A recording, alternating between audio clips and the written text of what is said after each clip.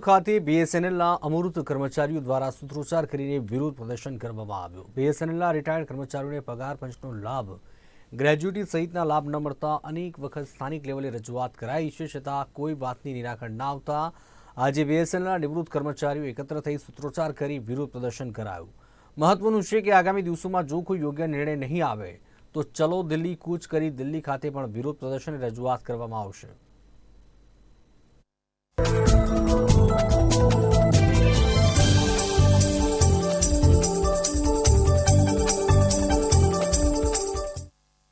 અમારું દિલ્હી સેન્ટ્રલ હેડક્વાર્ટરના આદેશ મુજબ જોઈન્ટ ફોરમના નેજા હેઠળ બીએસએનએલ એમટીએનએલના કર્મચારી અને રિટાયર પર્સન જેને અનજસ્ટિસ થયો છે, સેન્ટ્રલ ગવર્મેન્ટ, સ્ટેટ ગવર્મેન્ટ દરેકને પગાર પંચ મળ્યું છે। જ્યારે બીએસએનએલના કર્મચારીને એમ કહેવામાં આવ્યું છે કે બીએસએનએલ ખોટ કરે છે એટલે તમને પગાર પંચનો લાભ ન મળે।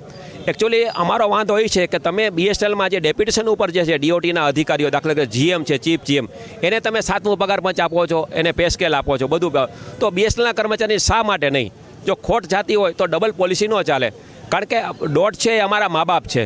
હવે મા બાપ એના ફાધરને આપે ને દીકરાને વંચિત રાખે એવી પોલિસી છે। તો અમારી મુખ્ય માગણી એ છે કે 1/1/2017થી અમને 15% મુજબ અમારો કાયદેસરનો રાઇટ છે એ અમને મળવું જોઈએ। આ માટે અમારો કોર્ટમાં કેસ પણ છે અને હિયરિંગ પણ થવાનું છે અને અમારી ડિમાન્ડ છે, અમને આશા છે કે અમે આ કોર્ટ કેસ જીતી જશું અને દરેકને લાભ મળશે। આગામી સમયમાં અમે ભૂતકાળમાં અમે ચલો Delhi, March parliament, memorandum, number of memorandum આપ્યા છે, કલેક્ટર સાહેબને આપેલું છે, એમપીને આપેલું છે, દિલ્હીમાં કાર્યક્રમો કર્યા છે, પણ ત્યાં અમને આગળ પહોંચવા જ નથી દેતા, ત્યાં મીડિયાને આવવા નથી દેતા। એટલે ભવિષ્યમાં જો આ પ્રોગ્રામ અમારો સક્સેસ નહીં થાય તો ભવિષ્યમાં અમારો ચલો દિલ્હીનો કાર્યક્રમ ઓલરેડી ડિસાઇડ થઈ ગયેલો છે, એટલે દિલ્હી જઈને અમે આંદોલન કરશું। સમાચારમાં આગળ વાત કરીએ બનાસકાંઠાની। બનાસકાંઠા જિલ્લા પંચાયતના ખેતીવાડી વિભાગમાં વર્ષોથી